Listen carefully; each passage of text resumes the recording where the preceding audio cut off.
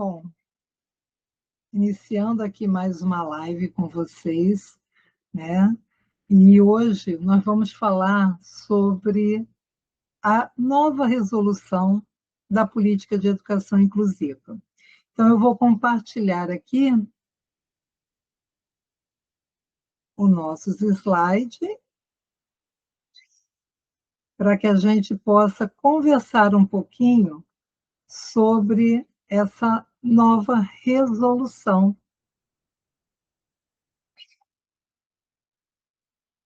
aonde eu vou focar na questão da superdotação. Tem alguns pontos que estão sendo comentados sobre essa resolução, né? Eu já assisti algumas pessoas em lives falando sobre alguns pontos, mas o que me chamou a atenção e que eu quis trazer hoje nessa live é a questão assim do que esse decreto muda e o que ele não muda e o que ele, na verdade, até omite. Combinado? Então, assim, algumas crianças, elas têm horas diferentes de desenvolver-se, né? É como se fosse uma plantinha, cada hora uma germina de acordo com o tempo, de acordo com a quantidade de água, de luminosidade, porque são pessoas, são seres diferentes, né? E o que me chama a atenção nesse decreto, quando a gente fala das altas habilidades, é que, apesar desse decreto, de certa forma, reconhecer as altas habilidades, ele deixa de fora percepções que falam justamente dessas sementes que germinam em momentos diferenciados, né? Então, assim, muitas vezes, só o reconhecimento de que existem as altas habilidades não se torna necessário para que a gente possa realmente fazer com que a pessoa com altas habilidades se sinta incluída dentro de uma sala de aula. Então, vamos conversar um pouquinho sobre isso hoje. Todo mundo está vendo aí direitinho, né? Eu estou olhando aqui, está todo mundo assistindo. Qualquer coisa, a equipe me fala para que a gente possa organizar melhor, tá bom? Então, como eu não estou vendo vocês, porque eu estou passando aqui, qualquer coisa, minha equipe me ajuda. Então, assim, no contexto legal, né, a aceleração escolar é algo que é permitido. E ela permite que a gente observe essas sementes que conseguem florescer mais rapidamente. Ou seja, se eu tenho um aluno que já tem a capacidade de fazer uma leitura, eu posso fazer, de repente, a aceleração desse aluno para uma outra turma, né? Aí, quando a gente olha esse decreto, a gente olha que ele não privilegiou a questão da aceleração escolar. Então, apesar dele reconhecer as altas habilidades como parte de um público da educação especial, ele não menciona a aceleração escolar. Ele foca no atendimento educacional especializado como uma forma suplementar à escolarização, o que é muito bom, porque realmente todo aluno com altas habilidades ou superdotação ele tem direito, por ser público da educação especial, ao atendimento educacional especializado. Mas uma outra ferramenta que ele também tem direito é a aceleração escolar, que está prevista na lei, na LDB, e que foi suprimido nesse decreto. Então, na prática, gente, o que o decreto diz? A escola precisa de garantir o estímulo aos alunos com altas habilidades, mas não explica nada sobre como acelerar esses alunos e também não fala de que forma esse estímulo vai ser realizado para que o aluno que tem uma compreensão mais rápida, que floresce mais rápido no campo educacional, possa ser melhor atendido. Então, isso foi dos pontos que mais me chamou a atenção quando a gente pensa num decreto que vem como uma política nacional de educação inclusiva. né? Então, a gente tem que parar para pensar até que ponto a gente realmente está reconhecendo esse aluno com altas habilidades, já que a gente está, através de uma resolução, tirando um direito que está garantido lá na LDB. Mas continua valendo a aceleração. Por quê? Porque, na verdade, a resolução não tem o poder de tirar esse direito de aceleração que é garantido na LDB. Ufa, graças a Deus, né? Porque não se pode retirar um direito já adquirido, correto? Então, assim, apesar do decreto não falar sobre aceleração, a gente tem que ter em mente que a aceleração continua sendo um direito adquirido lá na LDB de 1996 pelos alunos com altas habilidades. Então, o que significa acelerar? Significa que o aluno ele pode ser avançar de série caso ele demonstre o domínio dos conteúdos, independente da idade. Então, isso é muito importante, porque muitas escolas têm receio de fazer essa aceleração dos alunos com altas habilidades. Muitas escolas acham que acelerar essa criança é prejudicá-la. Depende.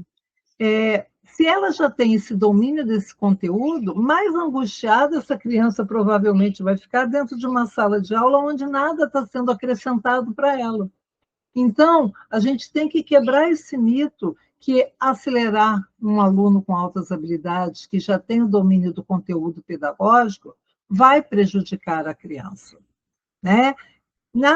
Assim, se houver uma dúvida da escola, a equipe pedagógica deve conversar com a família, deve conversar com outros profissionais, deve conversar, inclusive com o próprio aluno, dependendo da faixa etária. Porque, por exemplo, eu tenho um aluno que, quando eu estava fazendo a avaliação neuropsicológica nele, ele é aluno da escola, né, que eu presto serviço pelo Instituto. E o que acontece? Ele chegou para mim, ele já tinha sido acelerado de série uma vez pela escola. E aí ele veio para fazer a avaliação, porque pretendia-se novamente a fazer uma nova aceleração com ele. Mas durante o processo da avaliação neuropsicológica, ele deixou claro que ele não queria. Ele falou assim: eu não quero ser acelerado. Eu prefiro permanecer na série que eu estou. E aí nós arrumamos outros artifícios, outras ferramentas para poder suplementar pedagogicamente esse aluno, porque ele se posicionou. E eu acho que isso é a questão da ética, né? O respeito a essa fala desse aluno. E aí a família foi orientada, e a escola, apesar de não ter o atendimento educacional especializado, é uma escola que tem essa visão da inclusão. E aí nós conseguimos trazer, junto aos professores, a coordenação pedagógica, de materiais para que esse aluno fosse suplementado, apesar dele não querer fazer a aceleração. Então, assim, na dúvida, pergunte, mas o que está sendo posto aqui em questão hoje é que esse decreto não trouxe na dica de nada falando sobre aceleração. E isso que é comprometedor. Porque quando a gente começa a retirar direitos que já foram garantidos, né? Tudo bem que a resolução não tem o poder de tirar esse direito, mas será que já não está embutido aí na mente dos nossos governantes a retirada desse direito? E é isso que a gente tem que ficar atento. A gente tem que proteger, porque muitas vezes, talvez, quem esteja lá fazendo as resoluções, fazendo as deliberações, fazendo a política de inclusão, na verdade, não esteja tão inteirado dos assuntos como os especialistas que trabalham na área da educação inclusiva. Talvez falte aí essa articulação entre o que a pessoa que está executando a lei e a pessoa que realmente executa a ação na sala de aula passa. Então, a gente tem que ficar atento para que a falta de sincronia não aconteça. Combinado? Independente disso, existem os pontos positivos no decreto, né? Um dos pontos positivos é esse reconhecimento oficial das altas habilidades na política nacional. É o AEE obrigatório, né? Ele passa a ser obrigatório com a suplementação.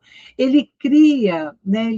Fala sobre essa rede intersetorial entre educação, saúde, direitos humanos, tentando ampliar a visão desse aluno para além da questão da só educacional, e ele também coloca a formação continuada dos professores, porém, com uma carga horária muito pequenininha, só de 80 horas.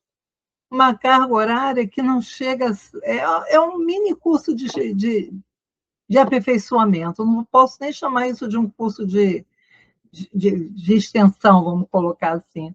Então, assim, a carga horária ainda está muito pequena. E ele incentiva, assim, uma maior participação dessa família junto ao processo pedagógico, o que eu, na verdade, sempre defendi.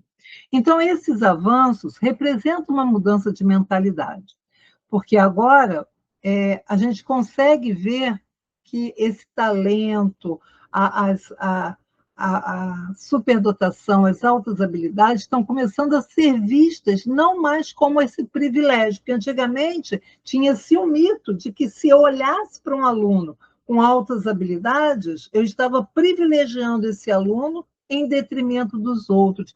E não é assim que tem que funcionar.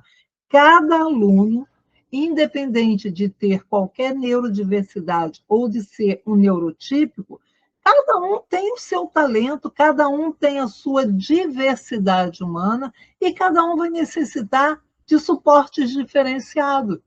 Então, para que a gente alcance a equidade, na verdade, a gente precisa que a gente atenda a necessidade de cada um.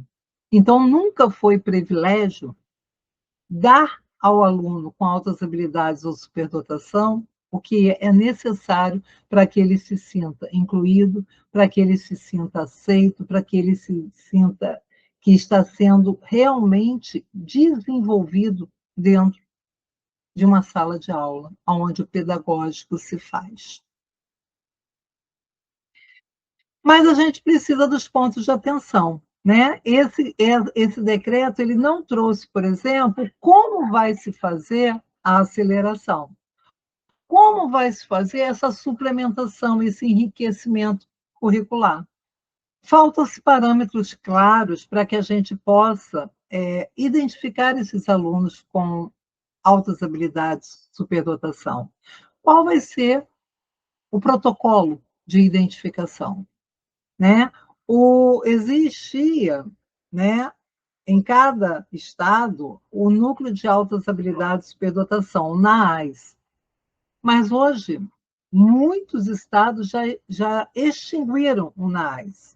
Então, a gente não tem ainda definido qual o protocolo que nós vamos utilizar. Hoje se fala-se muito da teoria do Renzulli, para que a gente possa fazer essa identificação, mas isso também não ficou claro nesse decreto. E outra deficiência que é importante que a gente olhe com todo carinho é essa carga horária insuficiente, porque só 80 horas não dá possibilidade para que a gente possa fazer uma boa identificação. Os professores precisam de mais, os professores precisam de apoio para fazer essa identificação de forma que gere qualidade de atendimento para os alunos com altas habilidades ou superdotação. Então, se não houver esse preparo, quem mais vai sofrer? Vai ser a criança, né? Então, assim, a criança que aprende rápido, mas ela fica esperando que o professor seja formado, esperando que a escola prepare o enriquecimento curricular, esperando que as adequações curriculares aconteçam. Então, assim, é necessário que o nosso sistema educacional se apresse para acompanhar as crianças, que hoje têm o mundo na palma da mão e aprendem muito mais rápido do que nós, dentro da sala de aula, conseguimos dar de conteúdo para esse aluno. Por quê? Porque nós sabemos que as nossas escolas estão empobrecidas de recursos materiais, de recursos pedagógicos diferenciados, que também fazem o quê? A atração desse aluno. Faz com que a participação do aluno e o engajamento aumente. Então, isso são pontos de atenção importantes que a gente precisa olhar com carinho. Então, na verdade, assim, o que eu vejo dessa resolução é que ela é uma ponte, mas não leva a um bom destino por enquanto, né? Ele é uma ponte que já coloca o reconhecimento das altas habilidades, então, de certa forma, ele já entende que o aluno com altas habilidades não pode ser mais visto que como um privilégio o atendimento a este aluno, mas, ao mesmo tempo, ele também continua não oportunizando e não direcionando como vai ser feito esse atendimento, né? Ele até propõe um programa de atenção especializada, onde vai ser feito um plano de estudo para poder objetivar as ações que estejam de acordo exatamente com aquilo que o aluno precisa. Mas quem vai fazer isso? Isso também não ficou claro no decreto. Quem é que vai realmente aplicar esse programa? Como é que vai ser feito esse estudo de caso? Porque, na verdade, para o aluno com altas habilidades de superdotação, nunca foi necessário o laudo, porque altas habilidades de superdotação não é doença. Mas, de qualquer forma, ele precisa de ser olhado de forma diferente. E quem é que vai fazer o estudo de caso desses alunos? Quem serão os profissionais responsáveis? Então, eu vejo que assim, essa ponte começa a ser construída, mas ainda tem muita água para passar por debaixo dela para que o aluno com altas habilidades sejam realmente atendidos com eficiência dentro do sistema educacional, né? É óbvio que a gente tem outros pontos para falar sobre esse decreto. Hoje, inclusive, na aula do curso Inova, dentro do nosso curso, nós vamos pegar esse decreto e nós vamos destrinchar, né, todo o decreto, nós vamos ler item a item, vamos falar, mas hoje aqui, para uma live, eu quis ressaltar apenas essa questão da falta da aceleração e que, apesar de ventilar algum tipo de reconhecimento, e parece que esse reconhecimento foi feito de uma forma ou por quem não conhece tanto as necessidades das pessoas com altas habilidades. Então, por isso, eu deixo aqui uma prática simbólica. Pense no nome de um aluno que tem uns olhos brilhantes, que tem curiosidade, que é intenso. Anota o nome desse aluno, né? Se não é um aluno, pode ser um paciente, pode ser até um filho. E pensa, o que eu posso fazer para que essa mente curiosa, para que essa mente vivaz, essa mente que quer sempre mais, que tem intensidade grande naquilo que é o propósito, que eles são muito engajados, o que eu posso fazer para desafiá-lo mais? Fica aí a minha dica para essa prática de vocês e a gente se vê quinta-feira que vem na próxima live. Deixa aí no comentário se vocês já conheciam essa resolução, ou até se vocês querem mais algum tipo de aprofundamento em outros pontos da resolução. Tchau.